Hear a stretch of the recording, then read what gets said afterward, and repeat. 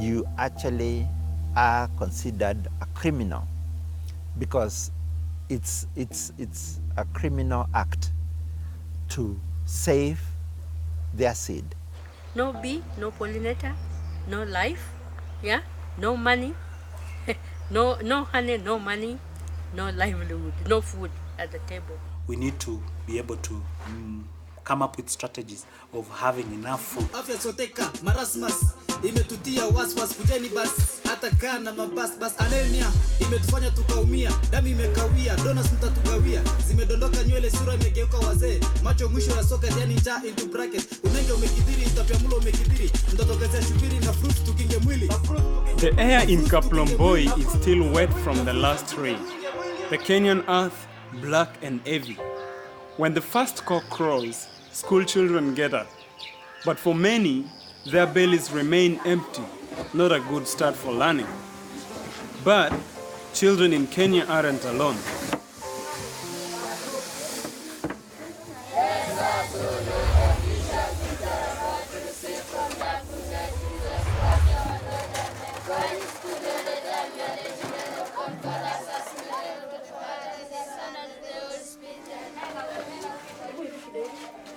Estimates suggest that 1 in 3 persons is malnourished in East Africa, and there are more than 800 million people starving worldwide.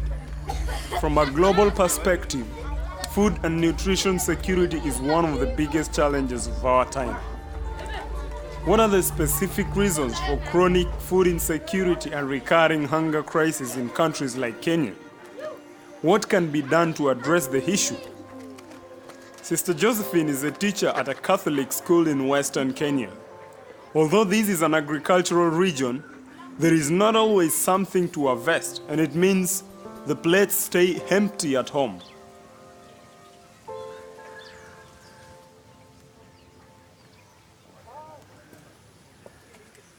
Okay, the first sign which we get as teachers, we'll find a child comes to school and he or she is very tired. The child lacks concentration in class.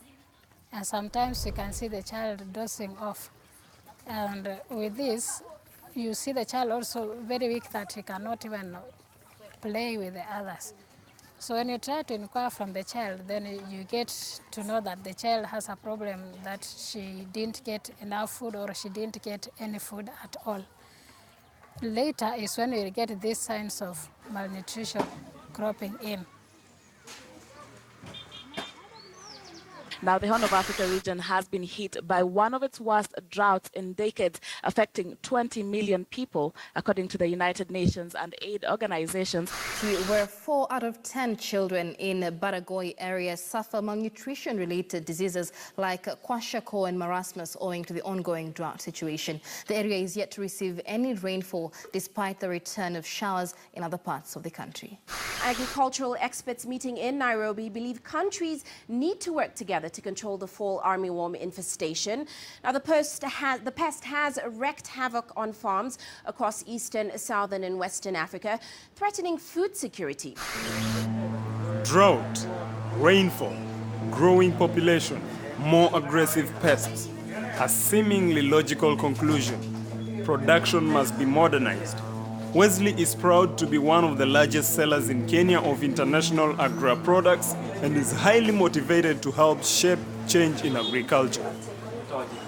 Because of the growing population, land is becoming smaller. The land remains the same, population is increasing. We are looking at maybe in the next, like 2050, the world could be in 11 billion, 12 billion population. So it will be double. So what can we do such that at 2050 we'll have enough food? So one of the things would be, if the land is not increasing, then we should come up with new ways of doing, of producing more. Can we use the same acreage to produce more? Can we use new technologies, maybe greenhouse technology or any other technology? It has happened in some parts of the world. So can we see what has happened in that part of the world and scale it up and use it in other parts of the world? So if we can do that, then I think it is possible. Wesley is glad that the growth of agriculture is a priority for the Kenyan government. The government puts great emphasis on the promotion of modern hybrid seeds.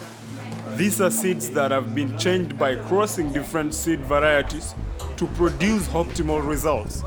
The industry promises that the new varieties will be much more resistant to pests and that the yield of the maize crop will be up to 8 times higher. A big disadvantage: farmers can no longer self-propagate the seeds and must buy them new every year.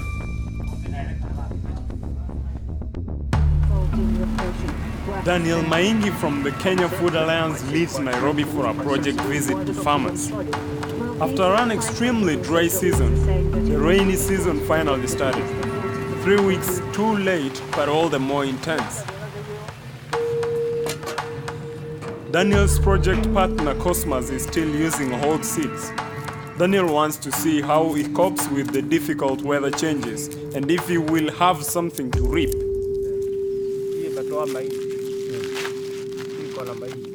Wakati hakukuwa na mvua, but imeproduce. Inatoa hata kama ni kidogo. Cosmas here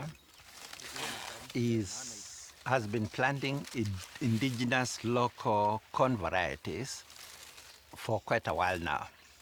He says that when he plants his own seed that he saves and replants every season, he gets a good amount of produce to feed his family, no matter what the season is.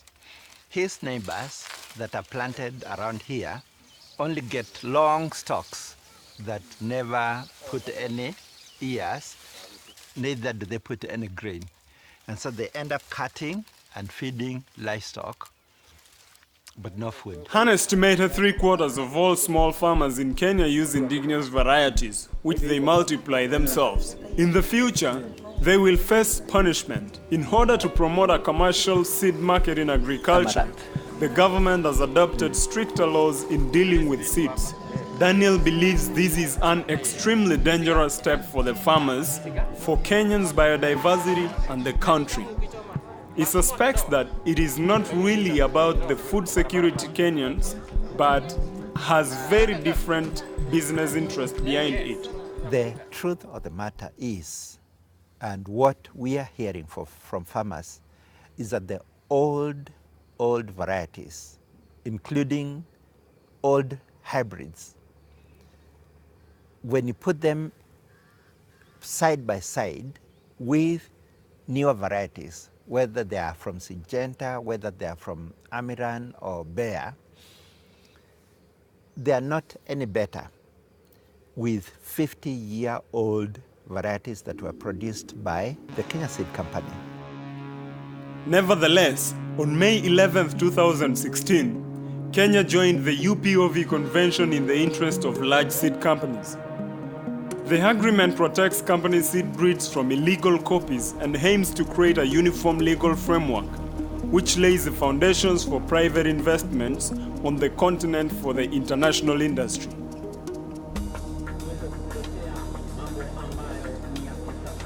Kenya has adjusted its laws to not only prevent counterfeiting.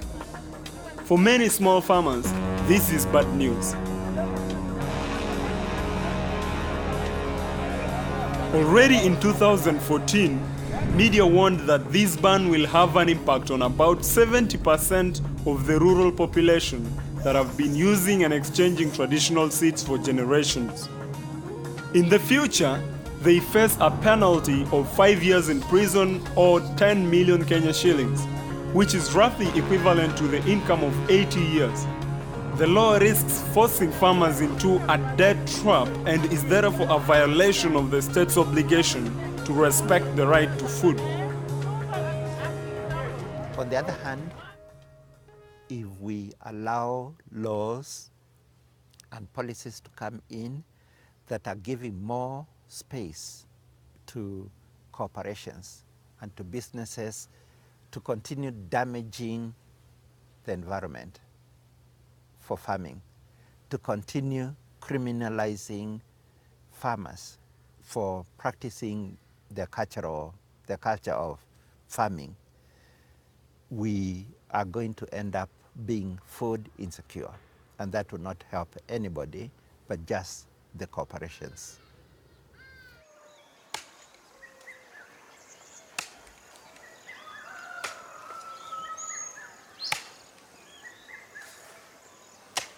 At first glance, the industry in Kenya is successful. The harvest statistics testify to increasing yields for Kenya. But in fact, Daniel is right, because a second glance shows that the total area for maize cultivation has almost doubled since 1980.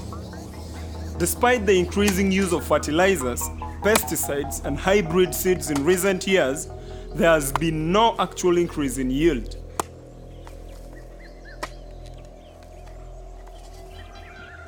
A development that is particularly dramatic for food security.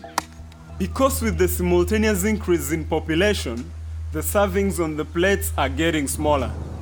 Nevertheless, the industry still believes that aiming for a chemical agriculture in Africa is the answer, without exploring sustainable, socially inclusive alternatives. We want to change also the mindset of our farmers, that we need to do our agriculture with that business mind or profit objective. So I think we are changing that. We want our farmers to understand that this is a business and it's a profession just like any other. You can earn from farming, you can earn from agriculture just like you earn from any other job.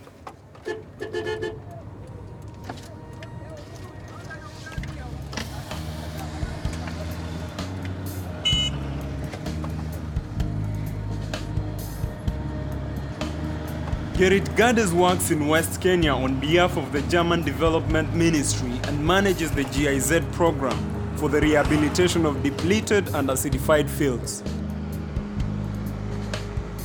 The prioritized maize monoculture in Kenya with modern hybrid seeds is, in his opinion, a huge problem. In particular, because hybrid seeds bring higher yields only under certain favorable conditions, and that is hard to achieve in the context. For Gerrit, the depleted soils are a major reason why crop yields are not higher. Although the seed companies claim low yields is because people are using local seeds. Therefore, small farmers in the GIZ training learn to build a natural cycle as an alternative to artificial fertilizer and monoculture. It is absurd, but cannot be dismissed. Development projects in East Africa are rehabilitating soils that are destroyed by industrial inputs to make them fertile again. Good and soft. So even when harvesting, you don't have to use djembe because the soil is now better, as you can see. And it has a lot of humus because you can see the brown dark color that is sign of, also in einer Handvoll fruchtbaren Bodens haben sie mehr Mikroorganismen als Menschen auf der Erde leben, also mehr als 7 Milliarden Mikroorganismen.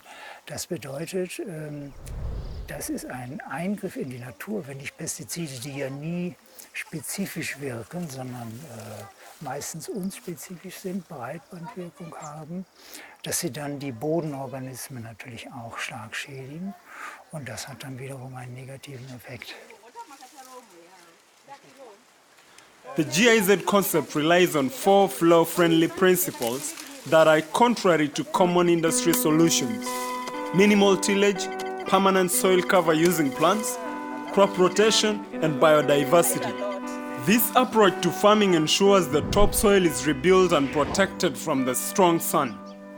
The soil is enriched with new nutrients and soil erosion is reduced. Es ist so, dass wir nach dieser Zeit sagen können, dass wir im Schnitt die Erträge sowohl von Mais als auch von Boden um 30% erhöht haben. Aber natürlich, je länger wir arbeiten mit den gleichen Flächen, desto fruchtbarer wird der Boden. The success of these methods is confirmed by Cosmas Odur Otieno. Like many small farmers, he used to rely on the products of the chemical industry on his small farm, but now he never wants to go back using them. The land was barren or poor. If I was not to get this information or these skills, I thought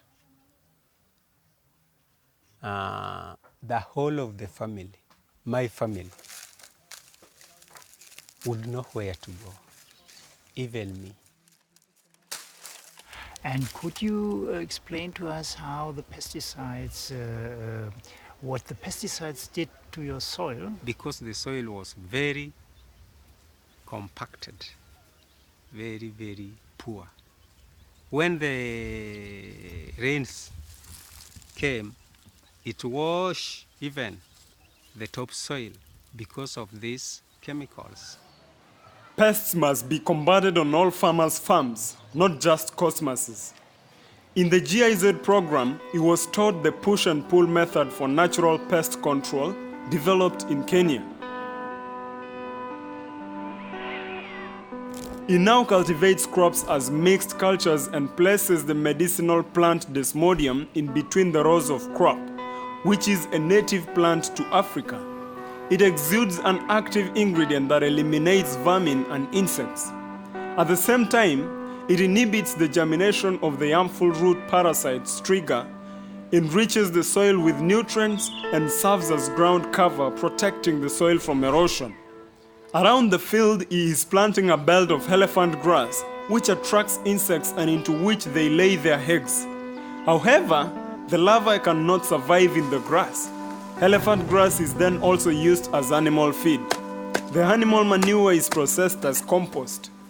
A perfect nutrient circle is created on the land, and Cosmos can farm without the purchase of expensive and dangerous chemical products.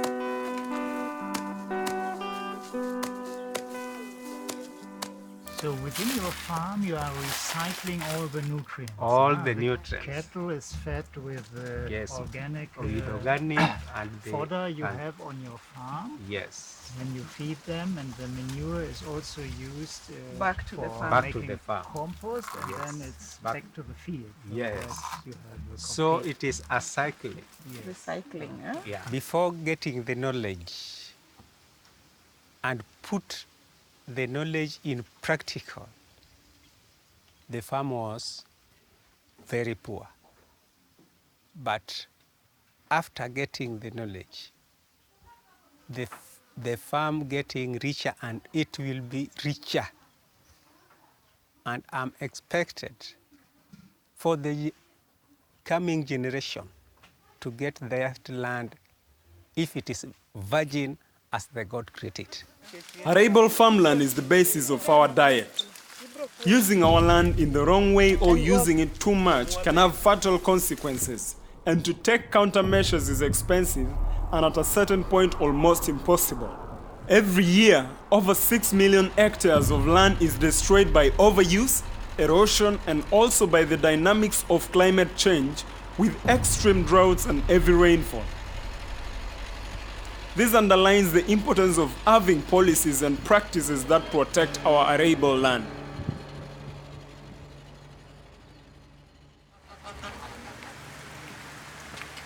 Another important element for ensuring food security in the country is crop storage. Up to 50% of vegetables produced and 12% of maize yields are being destroyed and rendered useless by pest infestation during storage annually. Dave of the Agriculture Center oversees the 2009 post-harvest management implemented in Bukura by the government. He estimates that more than 50% of small farmers in this region still keep their crops in regular sacks, and less than 5% of farmers invest in silos, even if it meant greater success for their farming and livelihoods. So if she has 10 bags here, at the end of the storage or at the end of the usage, she realizes that she has only used, the best she could use is around 4 to 5 bags. The rest is either useless, destroyed. And then she cannot keep it here for a long time, knowing that it will be destroyed. So what she does, she prefers to sell the maize, because if it stays here for a long time, it will be destroyed.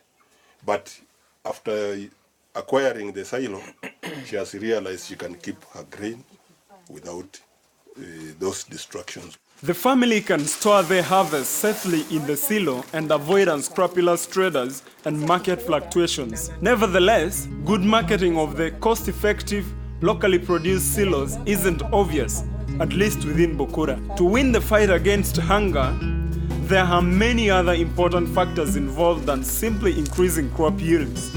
But the desire to industrialize the Kenyan agriculture industry, irrespective of whether this is the best solution, remains strong.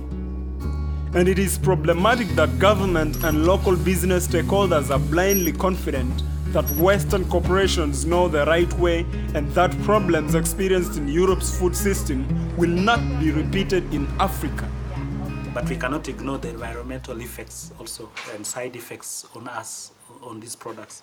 So, and which could relate to human health or even marine and animal health, which could affect the environment, either through affecting our animals or even the environment itself. But we hope that the stakeholders who are manufacturing these products are sensitive to that and therefore are responding or working on strategies of bringing safer products. Seeing the reality, Wesley's hopes will not come true. After all, even products such as neonicotinoids are resold without restriction in Africa, while they were banned in Europe. Ein guter Tag für den Schutz der Bienen. Mit diesen Worten hat Bundeslandwirtschaftsministerin Klöckner die Entscheidung der EU zum teilweisen Verbot von Neonicotinoiden begrüßt. In recent years, the world's population of bees has been decimated, and scientists aren't sure exactly why. But a new study finds that the most widely used kinds of pesticides could be part of the problem. London's Parliament Square was abuzz Friday with people dressed as beekeepers and even bees. Now the bees would have to hand pollinate. At one point, the activists swarmed around the British Prime Minister's home, lobbying for a yes vote Monday for the ban on a pesticide called neonicotinoids. The European ban is based on concern for pollinators such as butterflies and bees. In Germany alone, scientists have observed an alarming decline of 75% of all flying insects, a big threat for food security. Without pollinators, new plants and crops cannot germinate and grow. Kenya still has wild bees, impressive swarms that settle here and there. The director of the Bee Institute of the Ministry of Agriculture and Livestock, Grace Asiko, knows the importance of small, sensitive organisms for food security. Reliable statements about the bee populations are difficult as an area-wide observation program on the existing number of insects does not exist in Kenya. When I was growing up, I used to be more often stung by the bee than now, because I would go around a tree playing, not knowing that there's a colony inside. When I put my hand in a depression, definitely there were bees almost everywhere. This time round, I see as if kids play so much, and I don't see them saying they're stung. So, which means definitely the space for bees is limited.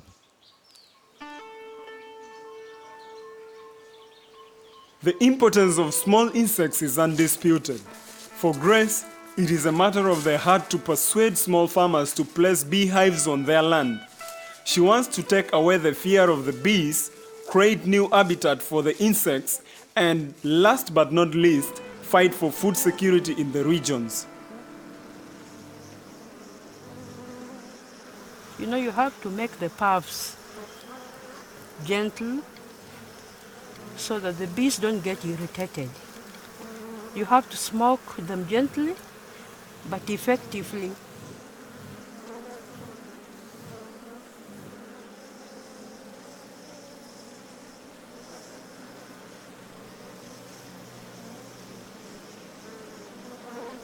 The bees are very sensitive to the environment. As we are also told, they are indicators of the environment. If they are there, we are happy that the environment is relatively clean. And I can see there's a bit of honey.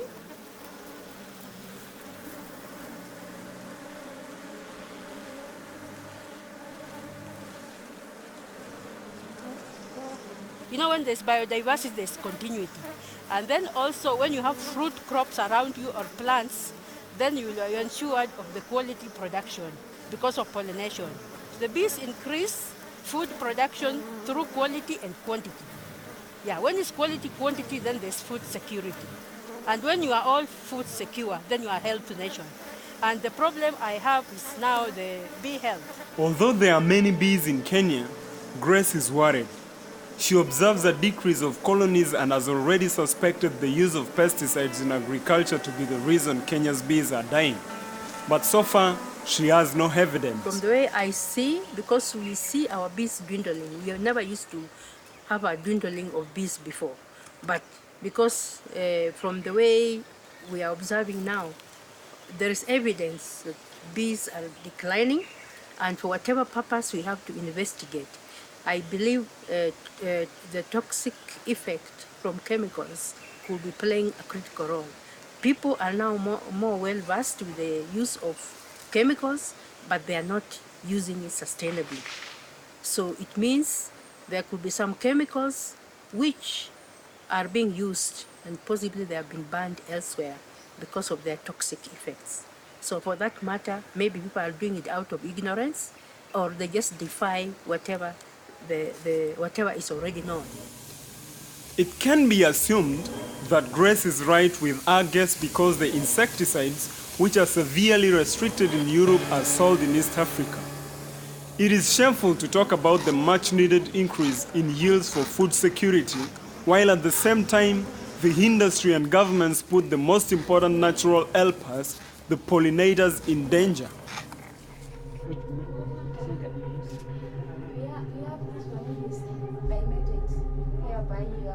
For the German Bayer Group, exactly these products are an essential part of its African sortiment.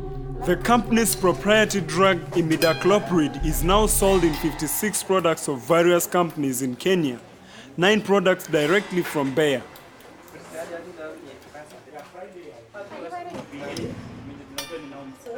And this is not just about any drug. 1 teaspoon of 5 grams imidacloprid can kill over 1 billion bees. It has to be a responsibility of all of us, the user and also the producer of the manufacturer of the chemical.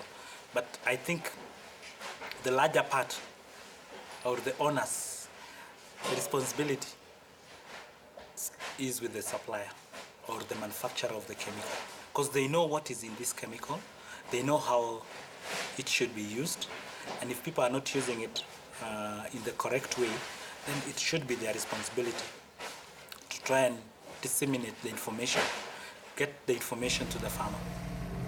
Looking towards Europe, where the problems such as the extinction of species are already visible, shows that the modern agriculture has downsides despite being advocated for by the agro-industry. The European example is not desirable to imitate. First warning signs can already be recognized in Kenya. Soils depleted through monocultures, artificial fertilizer and pesticide use are the first indications that bee populations are decreasing.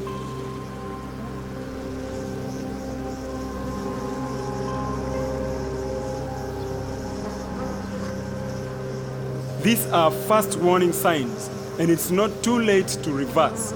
In addition, it becomes very clear that we have to bring about a completely different set of actions if we are serious about fighting hunger. With a world population of 7.5 billion people, the current amount of crop production could feed double the number of people. Nevertheless, more than 800 million are starving.